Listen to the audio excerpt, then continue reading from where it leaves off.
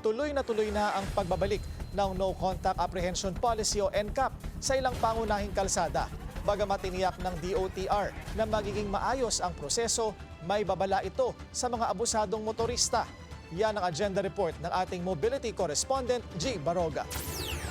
Muling aarangkada ang No Contact Apprehension Policy o NCAP sa Lunes, May 26. Ito ang sinabi ni MMDA Chairman Don Artes matapos bawiin ng Supreme Court ang TRO laban sa NCAP sa mga pangunahing kalsada sa Metro Manila. Sa naturang polisiya, imbis na personal na huhulihin ng mga enforcer ang mga lumalabag sa batas trapiko, CCTV na ang gagawa nito. Ipapadala na lang ng ahensya ang notice of violation ng mga lumabas na nakaregister na address nito sa LTO. Pero ito ang isa sa mga issue na nakikita sa NCAP dahil kapag nabenta ang isang sasakyan, hindi agad nalilipat ang rehistro sa bagong may-ari nito. Shared responsibility po yan. No? Kung hindi ililipat ng citizen yung rehistro kapag siya'y bumili ng second hand, problema yan. Pero kung mahirap ilipat dahil sa mga komplikadong mga proseso at red tape, problema din yan. Dagdag ni Secretary Dizon, nag-commit ang DOTR at ang LTO na aayusin ang proseso. Pero kailangan ding may consequence para sa mga vehicle owner na hindi susunod. Bagamat hindi pa perpekto, big win at step in the right direction daw ang partial lifting ng NCAP. It will impact a lot yung enforcement ng road safety. Pero, kailangan hindi maabuso. At kailangan merong checks and balance. No?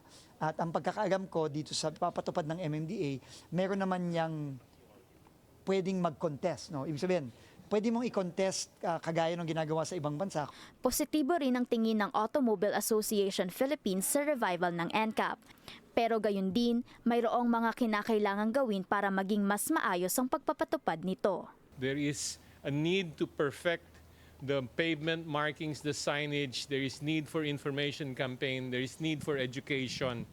And then the reasonable notice. Umaasa din ang Auto Club na maipapatupad din muli sa mga LGU ang NCAP. Ayon sa MMDA, iiral ang policy sa EDSA, Quezon Avenue, C5 Road, Rojas Boulevard, Mia Road, Commonwealth Avenue, Mindanao Avenue, East Avenue at Congressional Avenue.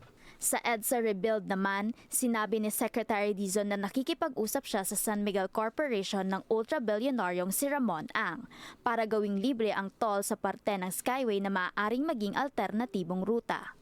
Kampante po tayo no, na kaya po natin gawin ito. Kailangan ng pag-usapan ng detalye with San Miguel Corporation. Pero tingin ko in the spirit of bayanihan, pwede tayong magtulungan. Giit din ng DOTR, hindi solusyon sa traffic ang EDSA rebuild, kundi ang maayos na mass transportation. Kaya pinapamadali rin ang mga transport project gaya ng subway, MRT7 at Common Station. Para sa Agenda, G. Baroga, Billionaire News Channel.